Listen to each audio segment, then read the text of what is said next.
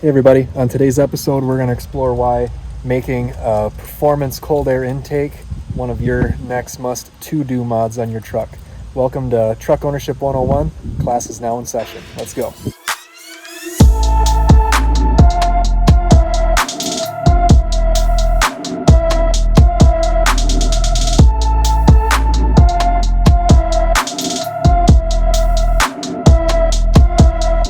All right, first off, big shout out to the sponsor, realtruck.com. If you haven't been to their site, please check it out. It's really good. The prices are guaranteed the lowest, free shipping. If you haven't heard of them already, you've probably heard of their other websites, Running Board Warehouse, Tonneau Cover World. So they're definitely a big reputable company. So they sent me this stuff. Check them out. They support the channel. I'd really appreciate it. So now, should you do this? Is this something that should be high on your list? If you were like me before, I was genuinely a little hesitant to do this. The price tag on these full cold air intake systems, it's in the $400 mark, so it's not something to do on a whim. But is it something that's really difficult? Is it something that's going to trip all your sensors and be a problem down the road? Are you going to even notice anything?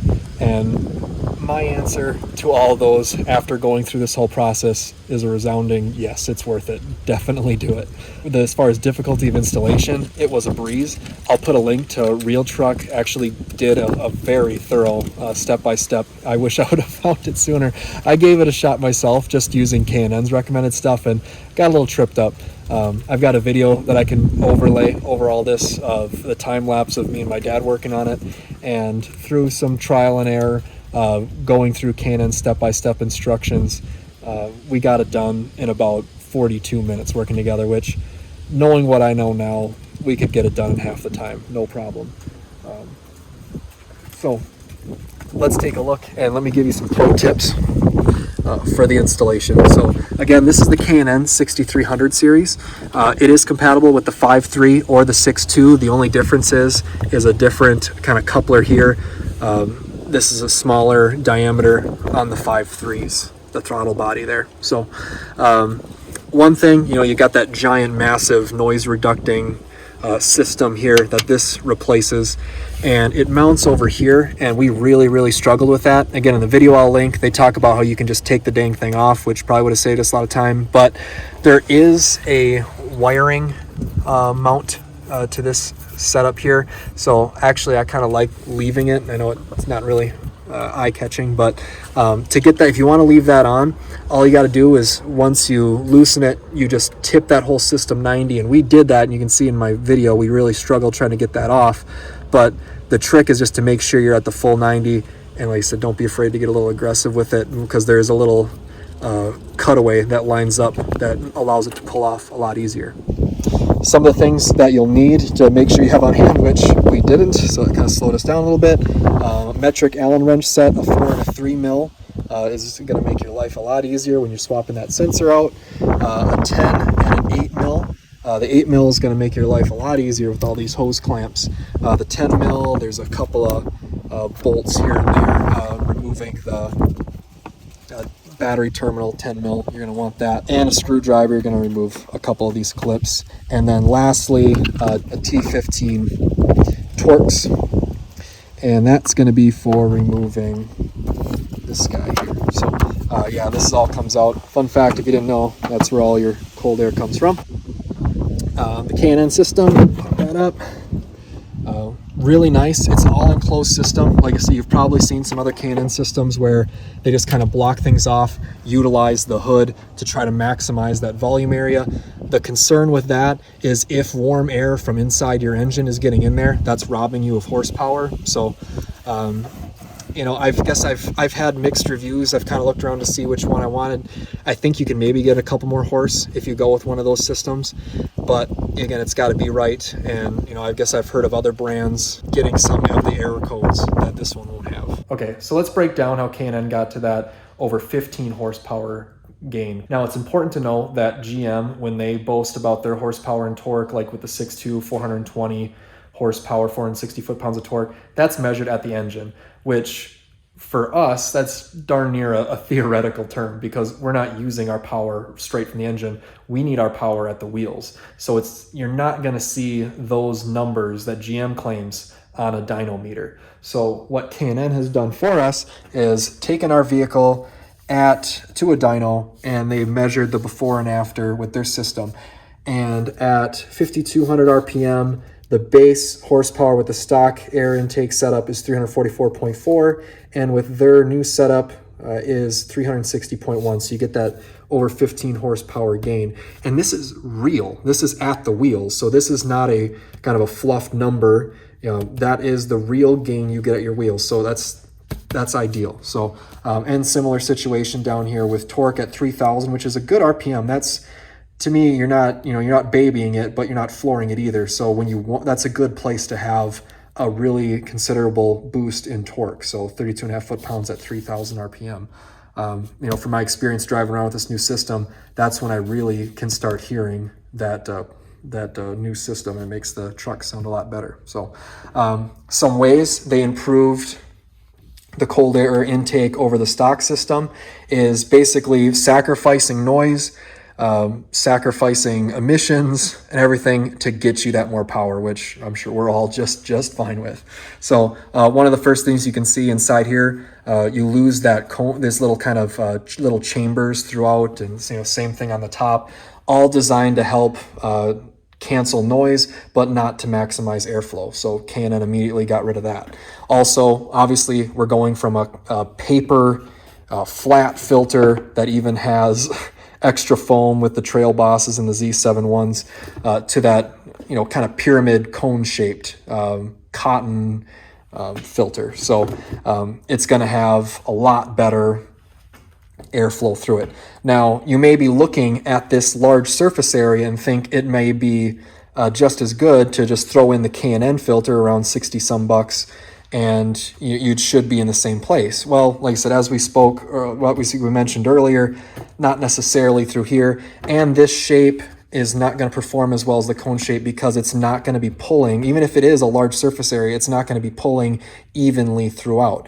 And you can tell because where the air comes in and where the air goes out. So it's pulling directly above where it's coming in. The highest airflow is going to be in this centralized spot. Not saying air won't go through this area, but it's not going to be even. So you're not taking full advantage of that.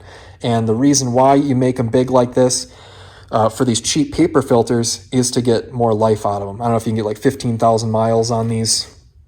And what it does is once this area fills with dust and dirt and everything, it becomes harder to pull from there, so then it starts spreading out. That's why sometimes when you replace a filter, it can be a lot darker in one area than the other, and it's because of how it's drawing and pulling. So, why do they do this? It's cheap.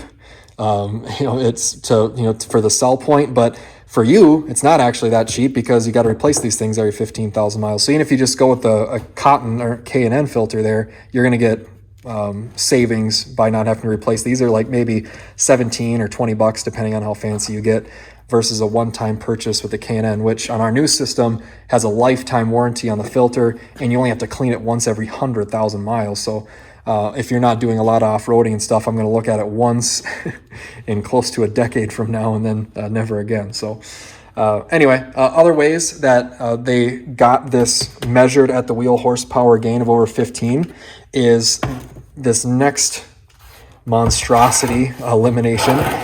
You can see, so the air comes in through the top of the box, through here, similar to the K&N. You'd think, they're on track there, but when you look on the inside, you can see inlets to this, kind of air chambers. To me, it's a lot like a muffler. There's places for the air to bounce around, cancel out noise, and that's really what they were aiming for. So, why don't they just put that? You can go to GM, you can purchase their performance system, but they can't. Why they don't put that on all? Well, it's a few $100. I'm sure they save per each one to help with their bottom line. And you can't sell it everywhere. Like the K&N things you can't buy in California. So their GM is much more willing to make a system that meets all the emission regulations than, what we would want. So, that's kind of why GM does it. That's why K&N can really outperform the stock system. All right, so 15 horsepower. Are you going to necessarily feel it when you step on it? Probably not. Or the torque. I mean, it's there. The fuel economy, are you going to see it? Maybe in the right conditions. You know, I did do a pretty unofficial test with the 50 miles meter. I'll show you that picture here. Traveling down to my dad to get this, help me put this system in, to driving back. I did get actually 2 miles per the gallon better in that 50 miles. But again, a lot of variables there, you know, so I can't really make that bold of a claim. But one thing we'll try to measure is to see if we can get a little more sound. Now, I did, with my dad, we did do a full send-off 0 to 60, trying to get a measure of the sound. I know sound is kind of a tough sell to do, recording it, you know, through in a YouTube video. You're probably not going to hear it, but let's give it a shot. So we'll do that video. Now that I got the system, the cold air intake system in my truck, we'll send it again. Let's see if you can hear it, because I can definitely hear it, but let's take a listen.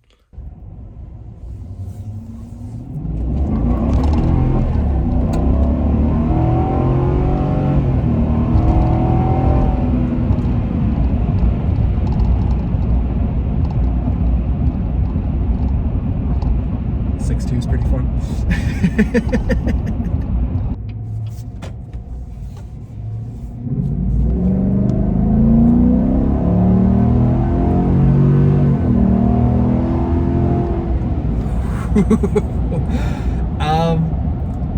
I know it's such a tough sell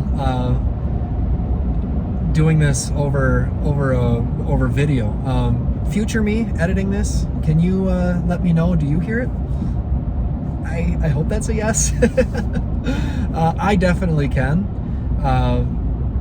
And it's not a drone. It's not annoying. It's not, you know, I guess I was a little afraid too of, you add this performance-y sound, is it going to be constant? Is it going to drive my wife crazy?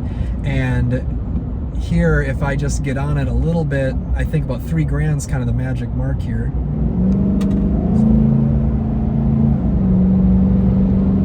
You know, that's 3 grand. So outside of that, I can't hear it at all, which I think is perfect. So, you know, more power, that's going to be great for when we are pulling a large camper, hopefully next year. Stay tuned, subscribe to the channel. Hopefully that becomes true if we can swing it. All right, so what do you guys think? Let me know in the comments section. Hopefully this video encourages you to take the plunge and go to realtruck.com and purchase one of these, install it yourself, and really just get the most out of your engine. So subscribe, follow. We've got more videos coming. I appreciate you guys, you know, checking my stuff out, going to my sponsors, everything like that. So class dismissed. See you guys in the next video.